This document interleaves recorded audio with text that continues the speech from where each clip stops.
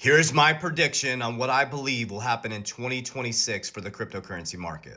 Of course, this is my opinion. This is based on my own logic and my own understanding. It's not by chance that the Clarity Act keeps getting delayed. Wake up.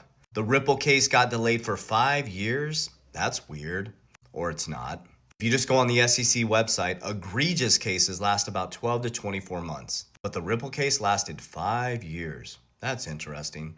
ISO kept getting delayed, the Ripple case kept getting delayed, and it finally settled in 2025 when Trump launches the Genius Act and they started to form the Clarity Act. Is it by chance that February 20th, 2026 is a 36-year cycle that ends old systems that have to do with centralization, that have to do with financialization over production, and from trusting systems to trustless systems? No, it's not by chance. It's called a cycle. It happens over and over again.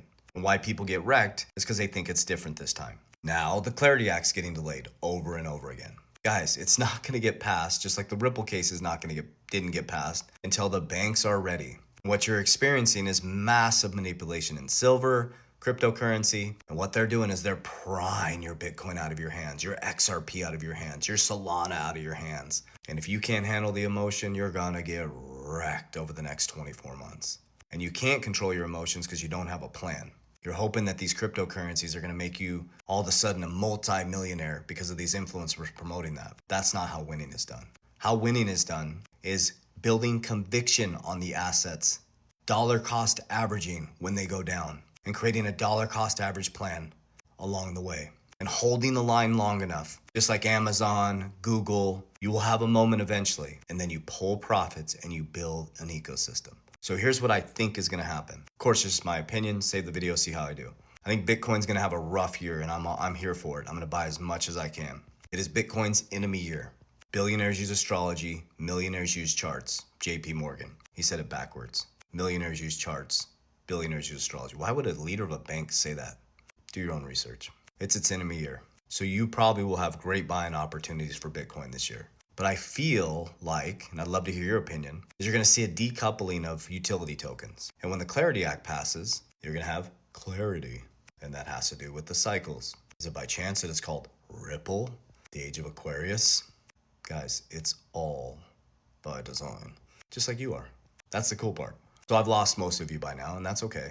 But this is how it works. This is why I'm so calm. When I started to realize this is how it works, it's nothing new under the sun. This happened over and over again in humanity. It's like, oh, okay. So if this has happened over and over again in humanity, plan for it. Stop being a rubbernecker. Stop chasing get rich quick and create a plan. So I think that utility tokens, I don't think there's gonna be this huge decoupling, but I think things like XRP, XLM, things that have real world solving utility, they're gonna affect the banking system, replumb the banking system, may have a little bit of a decoupling. I think Bitcoin's gonna have a really rough year. If it's following the 4-year cycle, it should go down and ladder down all the way till the bottom in October. Our amazing technical analysis gentleman, Gonzo, on our team, I think we believe we could probably go down to 40,000. So what does that mean for me?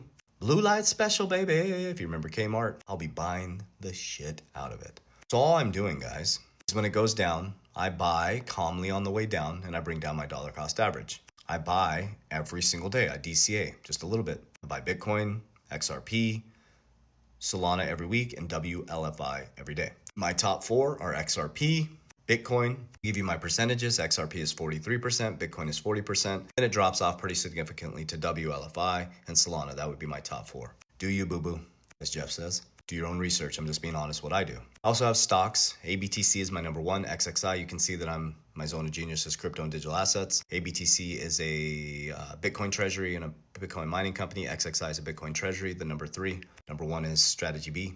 XXI is connected to Cantor, Howard Lutnick. Guys, it's all connected. They're rewiring the system. The dads are writing the rules, the boys are running the banks.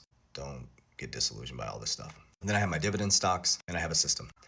I have income coming from my active businesses. When everybody else got rich quick, I pulled profits, and I built active businesses that create income and cash flow 24 hours a day. I took that income, I didn't do lifestyle creep. I put 10% into dividends, so I put money into companies that I don't have to work. I have dividend income, I have business income. I take that income, which is debt because you're paid in someone else's debt, and I put it into assets. I just gave you my assets. Do you? When those assets profit, I'm not married to these assets. Any influencer telling you just to hold and borrow against your digital assets, you're gonna get fucked. You're gonna get destroyed. because you're going to get liquidated. Do not borrow against your digital assets until this market is way more mature. When my assets go up besides Bitcoin, when we move Bitcoin over to protection, all coins, all other assets, I exit 50% on the way up. I pull profits. First thing I do is I insure my profits in cash value life insurance, and I'll share it with you why. We use it as family banks. I use precious metals, Berkshire, and Bitcoin as protection and a store of value. So now we have cash flow going into appreciating assets that beat inflation. When it beats inflation, when it goes up and makes profit, we pull profits and we put it into protection. Now, why would I use cash value life insurance? Because we use it as a family bank. So now I can leverage CAPL. I can leverage on the right side from insurance where there's no liquidation risk. I'm still earning on the money in there, and I'm OPM borrowing from the insurance company, and I can go back in to buy people's fear and buy free assets. When those assets appreciate, I pay it off and I have free digital assets or free stocks. That's how you use proper family banking. And then DR is de-risk, de-risk, de-risk. I'm constantly de-risking based on people's emotion. I don't read charts, I watch people's emotion. X, when people are losing their shit, I'm like, oh, it's time to start dollar cost averaging because they're panic selling, and I buy their panic. When everybody's Lambo money and memes and everybody's super excited and is green, I'm literally selling the people coming in trying to get rich quick. And I secure it in my container, my insurance, and I wait for the red again. That's a plan. That's how winning is done. So that's my prediction. I'm sticking to it. Let's see how it goes. I think Bitcoin's gonna have a rough year, and I'm for it. I think some of the altcoins, specifically utility tokens that are rewiring the banking system, might decouple a little bit. I don't think some big parabolic move, but I think we'll have enough to maybe pull some profits. Let's see how it goes. Warriors, rise! Get your shit together. Love you.